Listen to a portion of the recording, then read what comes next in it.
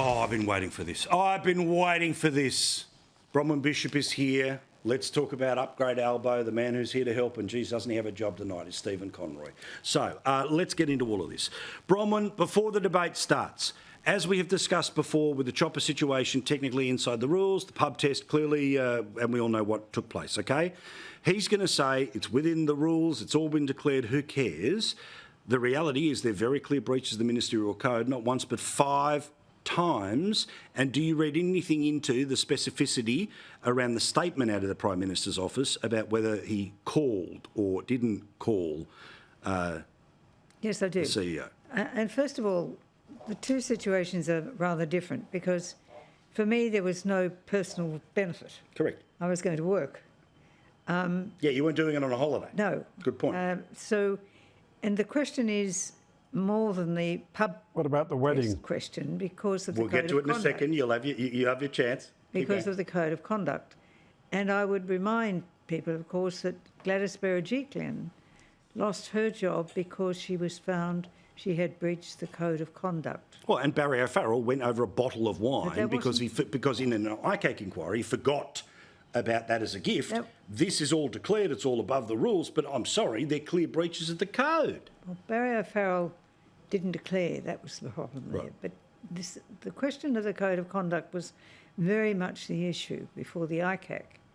The difficulty here is that the Prime Minister would be the only one who could sack himself. Well, he's not going to do that, is he? Correct. But the whole juxtaposition of being the minister in charge of being the regulating minister for the airline, and all of this comes in the juxtaposition with the house having been bought, with the Treasurer anxious to push out his line on inflation, not getting any clear air. They'll be very unhappy campers, I can tell you that, and they'll be counting numbers. The trouble is there's 3 of them out there counting numbers. Yeah. And So if they had let me just get Stephen one, in. Yeah. well, might be different. All right, Stephen, why is there nothing to see here? Why does it not completely matter when, for obvious reasons, the pub test is a very different, amorphous thing, but once it starts getting applied to you, I doubt there's a politician who's ever survived it. Look, so firstly, to all of you viewers, if you take advice from Bronwyn on the internal machinations of the federal caucus of the Labor Party, you're delusional. So Bronwyn can talk about counting numbers. She knows nothing about the Labor Party and counting numbers. That's the first point. Secondly, all week, while this has been going on, what everyone has said is the key issue is that he phoned up and solicited from Alan Joyce. Nobody else has done that. That's the breach. That's the breach. No, but hang on. Barnaby Joyce, no, Paul. But it doesn't matter if Joyce it's this morning. Yeah. Barnaby Joyce this morning said the real problem is that he's phoned up. I mean, Barnaby goes, I've accepted upgrades. Deputy Prime Minister, in charge of a lot of different things, okay? If that was when he was I'm not saying Barnaby broke any rules whatsoever, okay? So let's be clear. Well, what you've got to do is actually, for it to be referring to NAC, you've actually got to show it's not going to end up at back when he was the Transport Minister between 2007 and 2013, you have to show that he somehow benefited Qantas. But what about... And you can't. Yeah, but there's not one person after a week of toiling around in the trash has they said, oh no, this decision back in 2009 when Albo favoured Qantas was because he received an upgrade back when he was minister. So no one's provided a single piece of evidence. Well, hey, there are some fine people that have won gold Walkleys that have gone through the trash. Importantly, he has now made it absolutely clear at no stage did he ever phone Alan Joyce. And I enjoyed your sophistry earlier. What about texts? What about emails? But he's trying. But that's my point. No. But see, this is my point, Bronwyn. Sorry, I don't know why I'm holding the glass a lot tonight. But anyway, but this is my point, right? It's not about he wants to make it. Did I call? Right? The whole point was he could have asked his cleaner, he could have asked Liberals the all week cleaner have made it if was, he did he turned call? around and asked. Well, that's their argument. That's good luck, right? Now, you know, and pretty obviously I'll support them over Albo, but I've just got my own question here, which is, again, it doesn't matter who was contacted. If he asked for it, he's in breach. It does matter. It Why matters. does it matter? It matters entirely. If he asked anyone, Because it's a breach. the allegation. The company is the entity. No. The allegation's in the book. I'm sorry.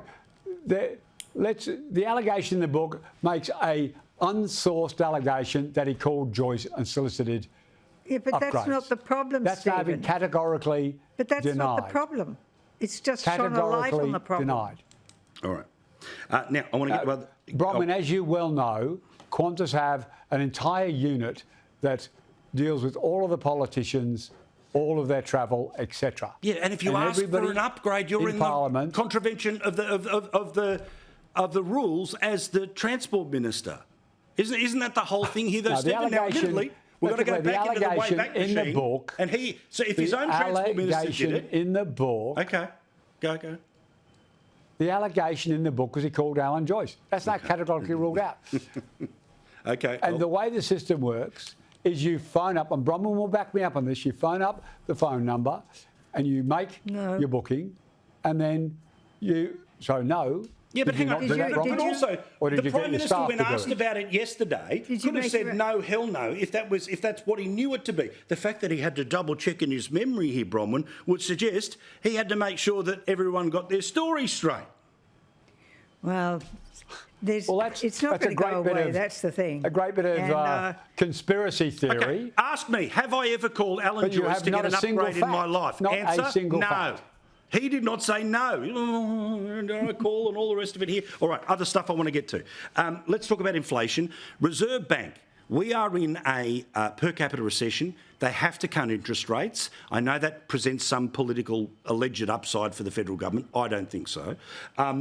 Stephen, we're at that moment now, but we keep hearing that the goalposts are now core inflation, not overall inflation. And let's be honest, one of the ways we're core getting inflation. headline. Where's that in their mandate? Well, but also, I mean, you know, the They've government's actually got a brought mandate that headline doesn't say here. core inflation or trim inflation.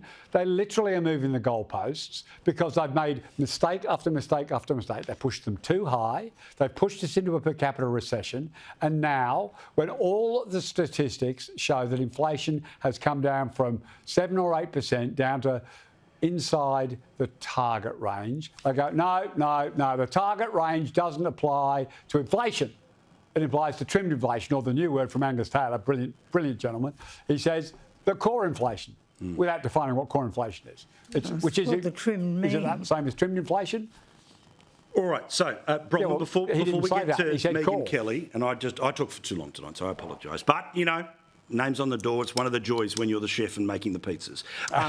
Give us an idea here, Bronwyn. What do you think hurts more, the comedian talking about Puerto Rico or the president talking about Trump supporters? Well, I think there's an additional factor in there, and it's called Bad Bunny. Yes. And Bad Bunny has a following of 45 million people. Correct. He's Puerto Rican, hugely popular. 300,000 Puerto Ricans in Pennsylvania. Correct. And he got his message out within minutes of that comedian making that statement. Yep. So I think the fact that Biden stuffed up this afternoon does counter that, but it was still a madness to have a comedian on that show. Let alone an insult comedian who, again, I don't dislike much of his gear. I wouldn't have put him where they put him, though. We'll talk again next week. When I'm in the States, you're here, and we're all looking forward to the result. Thank you very much, guys.